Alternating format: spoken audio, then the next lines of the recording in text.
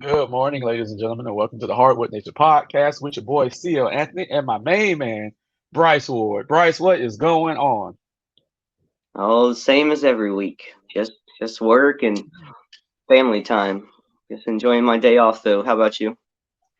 Life is good as we enjoy the NBA's All-Star Weekend. We had some festivities last night with the skills challenge, the three-point shootout, and of course the slam dunk contest. So, Bryce, Utah's hosting this thing, and Team Utah won the skills challenge from Giannis and his brothers without Giannis. The brothers were joined by Drew Holiday in the skills challenge because Giannis was out. But Team Utah actually won because the other, I can even say their last name. Those brothers, I believe, are the defending champs. And Team Utah had home court advantage and won this thing last night. Also, our boy, Damian Lillard, won the three-point shootout, which I was very shocked about. I was extremely shocked about. And then we had the slam dunk contest where Mac McClung showed everybody that white men could jump and won the slam dunk contest. When was But the last time a white guy won? I have to do some research, but it was probably Brent Berry in 1996. Forgive me if I'm wrong, but that's the only one I remember off the top of my head right now. Actually, it was 90, yeah, it was 96. It was a year before Kobe got in. I think Kobe was 97. Um, but um, so yeah, we had some festivities last night. I will say this. I was supposed to be a judge for New York for Jericho Sims, and if I was a judge, Jericho Sims would have at least made it to the finals. I just want to put that out there because I felt like, especially Karl Malone, robbed my boy Jericho Sims. But I want to ask you a question. Knowing that Dame won the three-point shootout, also knowing that Dame a few weeks ago became the all-time leading scorer in the history of the Portland Trailblazers, what kind of career do you think Dame will have once he retires? And also being named to one of the top 75 players of all time last year. How do you think Um, we will remember Dame? Because he's in the back half of his career now. I think depending on like what he does after his basketball career too, there's still time left, but especially if he doesn't win a championship, I think we're gonna kind of remember him in the same light as like some of the guys who had to play against Jordan.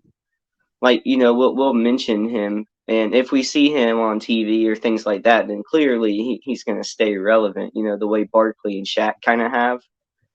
um but not a lot of players do that, so honestly I just think we're going to remember him, especially if he stays in Portland, Mhm. as a guy of high character. Always worked hard, always said and did the right things, and always played great up to his expectations and what people expected. um if he just doesn't win a championship, there's just going to be a lot of, well, what if, why didn't he leave? I mean, clearly he has love for that place and that organization, but look what it cost him. You know what I mean? So, Right, right. I mean, nothing bad to be said. I mean, whether or not you're a fan of Portland or not, fan of Dame or not, there's nothing bad to be said about the guy.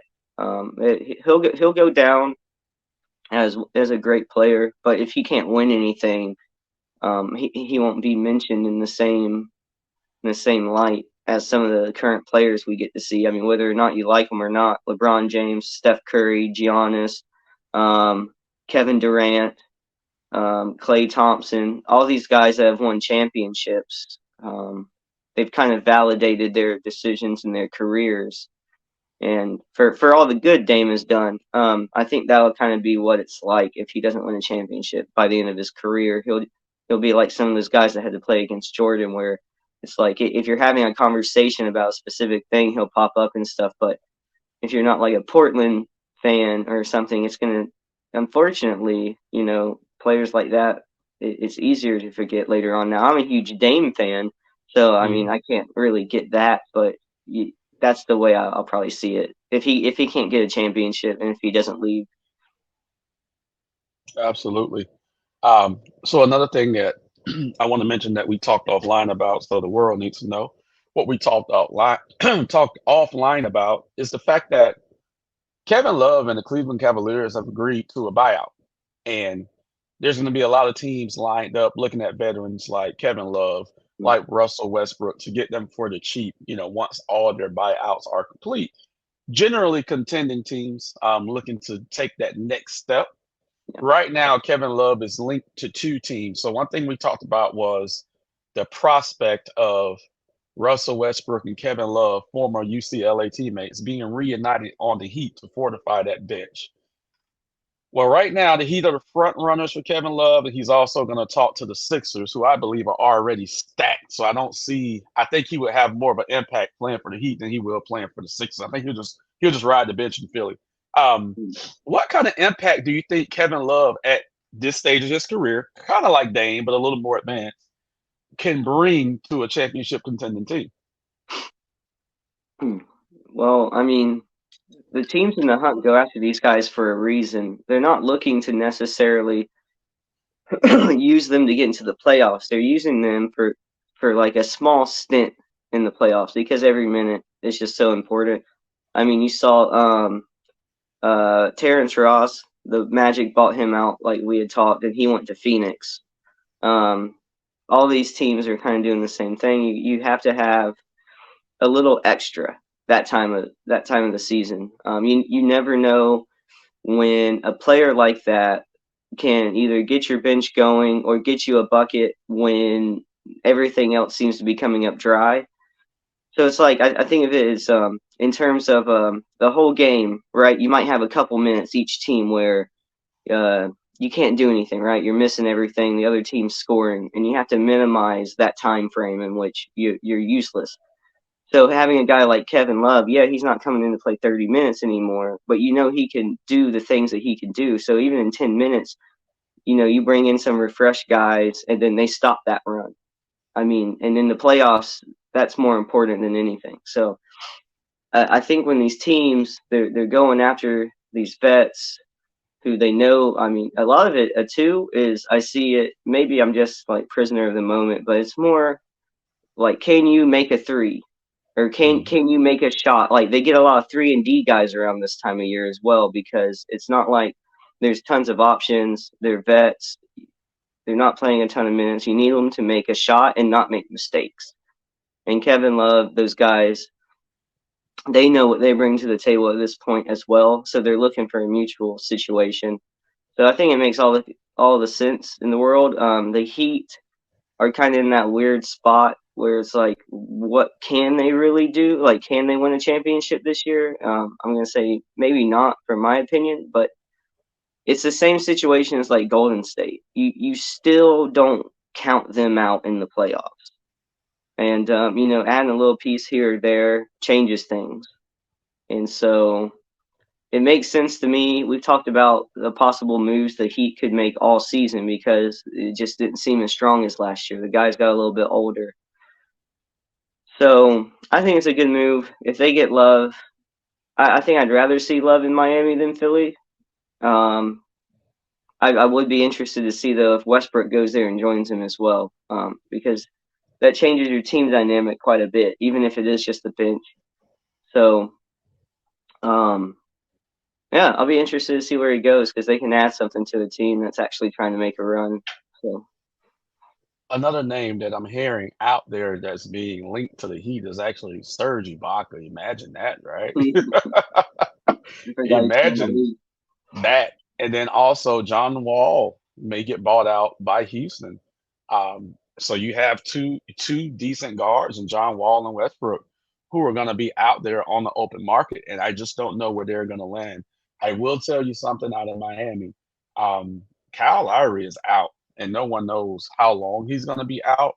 There's something with a knee injury allegedly, um, but Kyle's going to be out for a while.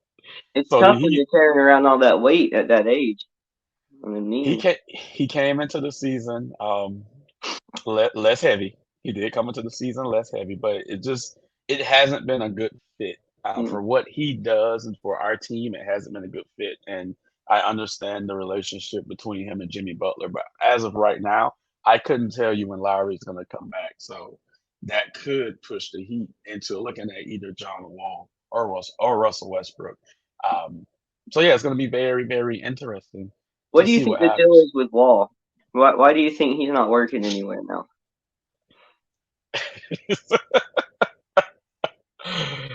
I have no earthly idea on what's going on. I will say, I guess he didn't kiss the right ass.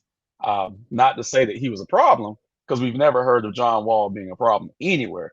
But I just think that he didn't kiss the right ass, and I don't blame him if that's what they require him to do to play in the NBA.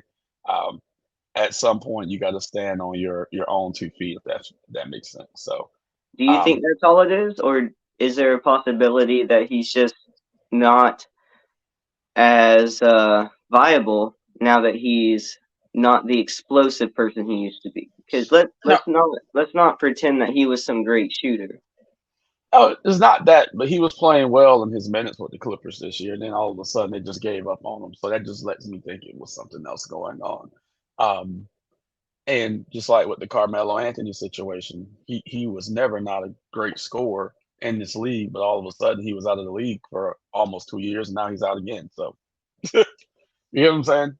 Hmm. Um, so I'm not sure exactly what's going on in that situation, but it is kind of weird. Just throwing that out there. It is kind of weird. But hopefully these guys can land on a contender, to prolong their careers a little bit. Because even Kevin Love had a decent year off the bench last year. So it's ironic that these guys are falling off now and are inching closer to the door. If you know what I mean. If you don't land Westbrook, is there a chance you guys go after John Wall then, or is there another point guard? Clearly you guys have a void to fill at point guard. Right. I can see us going after one of those two guys. I know who we're not going to go after, and that's Patrick Beverly, because we don't need players who can't shoot. We need shooters. Yeah. Um, Even though I love Westbrook and John Wall, but we need shooters. But Patrick Beverly, who actually started off in Miami, we wouldn't bring him in for shooting. But I like Westbrook to the Heat, take some pressure off Jimmy Butler, and I do like John Wall to the Heat. Two completely different players, but both of them could benefit the Heat, as well as Kevin Love, because we just need shooting and more playmaking right now for Miami to be able to say we can hang with Boston, Milwaukee, Philly over the course of a 7 game series. Can we take them 6 games? Absolutely. The way the team is built now, can we beat them in 7? I don't know. Don't look like it. it don't. No, It don't I look don't like it. think so. Yeah. So for the second half of the season, what do you want? What do you want to see out of your Magic? They could keep doing what they're doing right now. They could miss the play-in and keep doing what they're doing right now. I'd be happy. Mm. They've showed a lot of progress in my eyes compared to what I was hoping at the beginning of the season. After the 5-20 run, I know how bad that sounds, but we were extremely beat up. Um, so if they could just keep playing a 500 ball or a slightly above 500 ball, that's more than what we would have hoped at the beginning of the season. We thought they'd be close, like in the mid 30s, low 30s win total, which they're going to be there anyways. I forget who said it the other day, but and this means very little, but it's a shining ray of hope for Magic fans, right? The Magic had the best record and are trending the best for any team that started 5-20 ever. I thought you'd get a laugh out of that. I thought you'd get a laugh out of that. But no, I mean they're showing and they're doing the right things, and they make young team mistakes. But what we've done after getting healthy has been very uplifting. And Fultz, the more I see of Fultz, the more I'm like a believer in that guy. And so the Magic could literally just keep doing what they're doing, and I'd be happy because we're still gonna get. I don't really care about the lottery this year, but an asset is an asset, and if we're gonna miss the playoffs, the way the standings are, if we get close to the play-in but still have a good lottery pick to trade or just to see it develop, like that's fine. Like either way, the Magic are in like a win-win situation right now. And for as good as they are with their young guys, it's just nothing but promise. So as long as they don't get hurt, they can keep doing what they're doing. I'll be happy because they have some good team wins against very very good playoff teams this year. So I've seen enough kind of to get me excited. I just don't Mhm. want anybody to get hurt. Absolutely. And here's the crazy part, the Magic did have a good little run there on beating some good teams leading into the All-Star break. And this is one thing that we talked about when we did our predictions. We both said um, low 30s. I was thinking 32 games. They won 22 games last year. Right now they're already at 24. So they're trending up. So think about that. The Magic are 6 wins off of what we predicted. And I think they're going to get that. Isn't that crazy? I wish I would have put money down on them at the beginning of the season because the over under on team wins was going to be like 26. Mhm. And I was like, I'm pretty sure they're gonna beat that, and I mean they're gonna blow past that. No, they're and other players when you see some players talk before a game and what how they're preparing for the other team.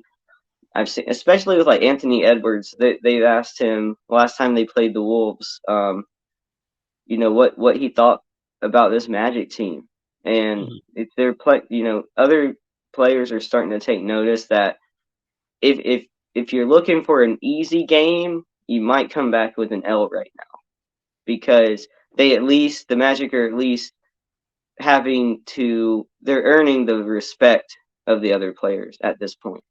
And they don't come off nearly as soft as they used to be. The Mhm. type of players they have there now, they're at least willing to kind of get into it. And so I just think they're really starting to change the culture of that team. So I'm excited. I think like pretty much every Magic fan I know is excited and optimistic. Just anytime anybody falls, we're all like, there it is. There's the injury. Like we all have PTSD from injuries. So, but besides that, everybody's pretty optimistic.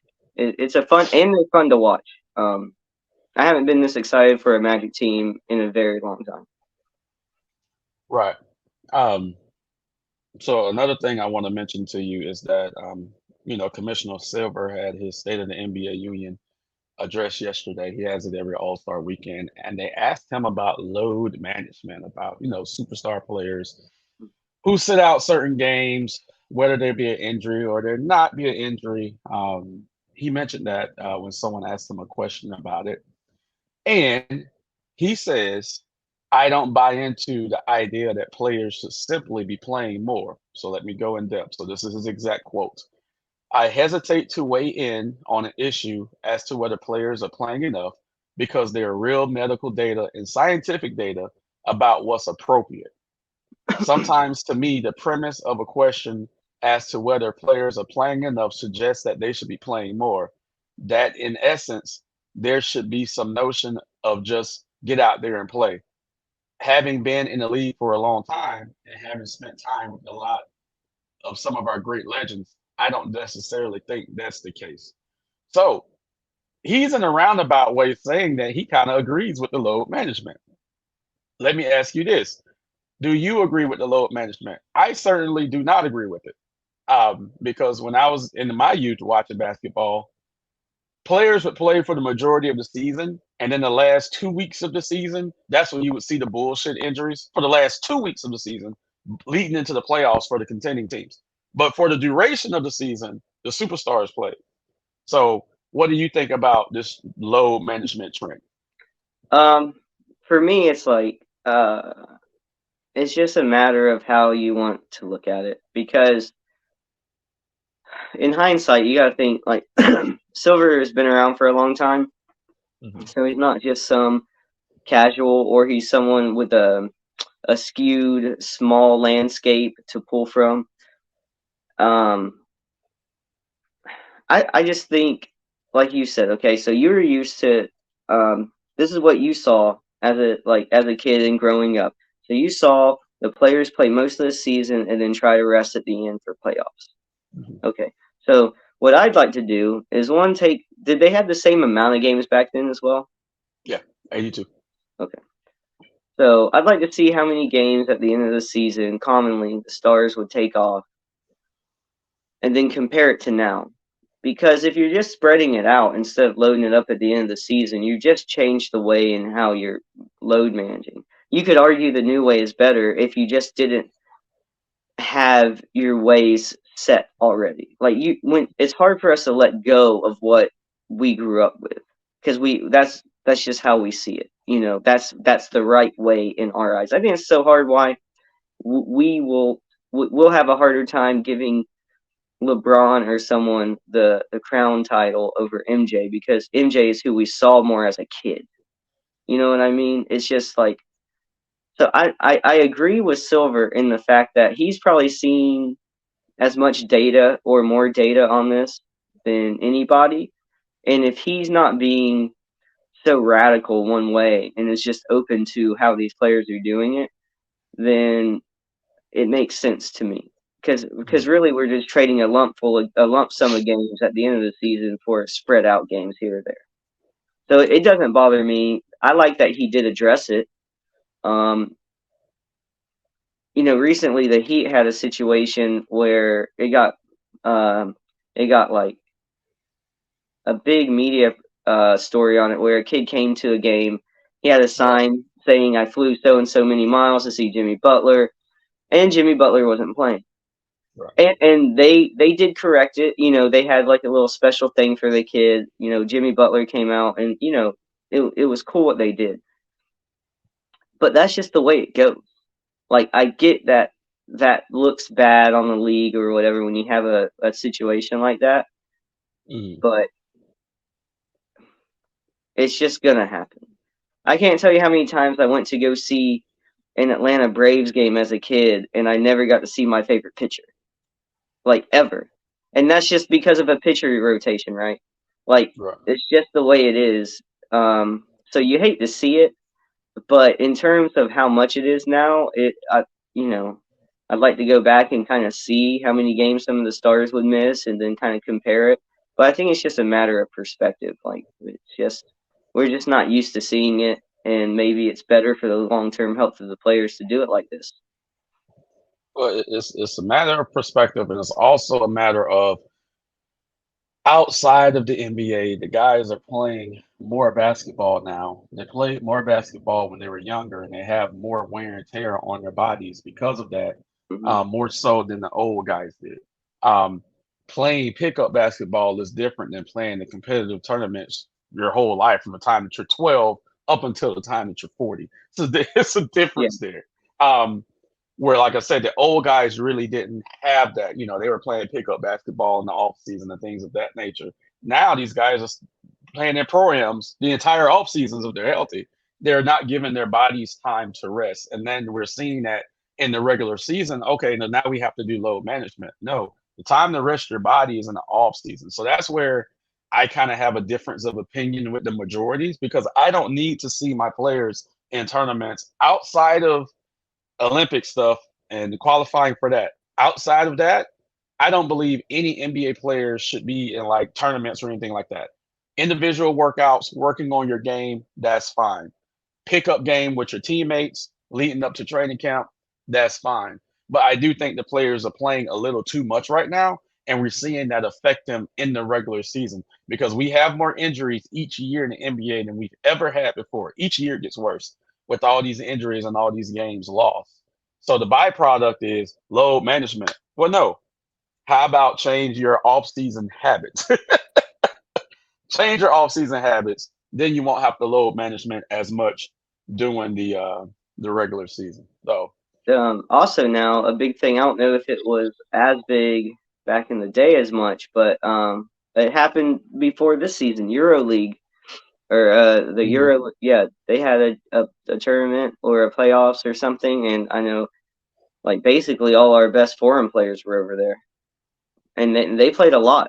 So it's like you got the Olympics, you have qualifying for Olympics, you have Euro League now, and like you said, they have all the summer leagues that have gotten bigger and have more players in them. It seems like than ever. So yeah, yeah, they're just playing a lot of basketball. I wonder if that's something like the owners will want to address in like the new contract agreements and stuff. Like, why are we paying you this much money when you're going to play for something else and you're coming and it's taken away from your time with our team? Right, So right, that's right. like something the owners and the union will have to, I think, kind of flesh out. I wanted to ask you real quick though. Another thing that Adam Silver got questioned on. They asked him about disciplining referees Mhm. and making judgment calls on how to deal with referees who seem to be making bad calls, right? And he said something. I mean, not to quote him, but it was something like, "We talk to these guys. There are punishments, or we deal with them, but we deal with it behind the scenes."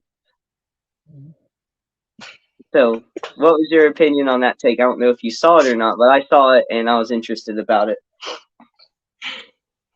Just in case our followers don't know, our podcast is never scripted and we never know what questions are coming, okay?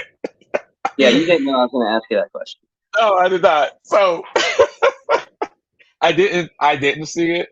Um, any long-term watcher or listener of this podcast knows how I feel about the NBA and its referees. Okay. Um, the NBA will do what they have to do to protect the integrity of the league. So if that means hiding mistakes that some referees or partial or biased referees may make, they're going to do that to protect the integrity of the league. And I would leave it at that All right, let me ask because, you another question then. yes, sir. Based on you growing up and watching basically all sports, even I think baseball when you were younger, Yeah. what do you think of the top three, the big three sports here in America? Which one do you think is the most corrupt or the most unfair, I guess? Like, if the league holds all power, who is affected the most? Where do you see it the most? The of the three major sports, wow. Of the three major sports, I don't think the league had as much say so with the baseball shenanigans. Okay.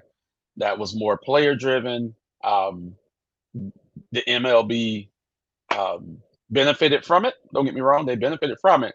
They turned a blind eye to some of it for a while, but that was more player driven. Mhm. The NFL, you can call holding on every play. You really can. On the offensive end, on the defensive end. But there's so many moving parts, it's still hard to manipulate an NFL game. The NBA, less moving parts, more judgment calls on the officials. Um, Vegas seems to like gambling on the NBA a lot. Um, Very well known referee scandal. Very well known referee scandal cover up. I think of the big three, the NBA as a league has the most power and say so and know how to execute things that are not uh, based in integrity. If that makes sense. Um, if that makes sense, okay? It just Yeah. that when they pick a guy, be it Michael Jordan, be it LeBron James, be it Shaq for a while, when they pick a guy, the referees know how to ref that guy. That comes from the top. Okay. Mhm. Everyone knows this. People who watch the NBA have seen the shenanigans in the NBA. We have seen the draft shenanigans in the NBA. We saw Boston and Miami last year in the playoffs in the NBA. I mean, it's right in your face. We see this bullshit 2 minute report every day, and it's bullshit. Who gives a fuck about the last 2 minutes when you can screw up the first 38 minutes of the game? Like, Mhm. so it doesn't shock me that they handle referee issues behind closed doors. It doesn't shock me at all. Mhm. At all. It doesn't shock me. I'm not shocked. I'm just at the stage in my life where you just bend over and take it because you can't change it. You just got to bend over and take it and just pray that your team's not affected by it. I was on the very bad end of it last year. People saw it. It wasn't just me. They wanted Boston in the finals. Boston got to the finals. Didn't do shit when they got there, but they got there because the NBA needed the ratings. So that's all I got to say. Yeah. Because like the NFL, like leading up to the Super Bowl, the script kind of meme came out where everybody was making fun of like, what's the script gonna be? Like, Mhm, I guess a player came out and was like, yeah, there's a script. Like mhm. whether that was kind of uh like a hyperbole type of statement or him trying to be funny, the internet kind of ran with it, Right, and right. so it's kind of like just as like a fan of sports, it's a little detrimental to my excitement at times. And so when Mhm. people were talking about the script, and then I saw Silver and talking about the refs, I was like, let me see what Cam thinks about this situation, like compared to the other leagues and stuff, because there's scandal everywhere, and Mhm. there's rule breaking and cheating everywhere. Right. But we pretty much have an agreement on like how we see the refs in the NBA and how things are handled. I will not bite my tongue on my own platform about how I feel about the crookedness of the NBA. I won't do it. It's a fucking joke. It's a joke. You just have to pray that you're on the right side of the joke and not the wrong side of the joke. But it is absolutely fucking ridiculous. It just is. And I'm just gonna leave it at that. I I say can't it. I be said it any more before. To beat the refs, you have to be undeniable. right. It's happened. It's not like great teams. I don't think lost out. It's like the Heat were a good team, and they probably deserved to be in the finals. But if you were just beating the shit out of Boston, there wouldn't have been anything they could have really done. So it was Right. close enough to where the refs could make a difference. But Right. if you take it out of their hands, there's not like when what was it when Dallas went to the finals all those years ago. There's been times where it seems like the NBA was definitely trying to keep teams out, and they still made it. Right. So Right. um, yeah, it is what it is. I agree. Yes, sir. So that is going to be it for this week's episode of the Hardwood Nation podcast. Please like, subscribe, and share our content. Drop comments below. We always reply. Everyone stay safe, and we are out.